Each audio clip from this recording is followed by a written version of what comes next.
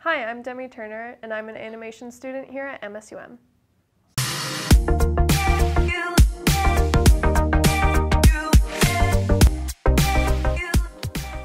I've got a lot of hands-on experience here at MSUM. I've been able to make a lot of animations throughout some of my classes here, and I also got an internship at Marketing and Communications where I'm able to do video and animation.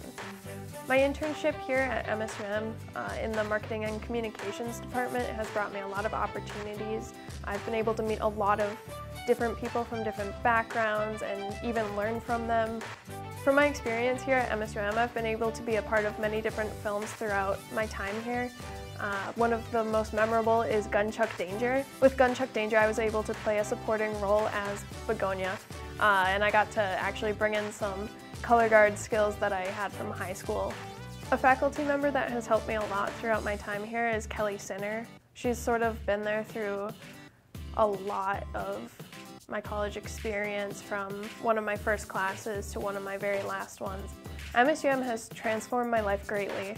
When I first came here, I was very introverted and still learning how to be dependent, and now that I'm in my 4th year, I am basically fully independent and a lot more outspoken, and I tend to really rally for what I believe in here at MSUM.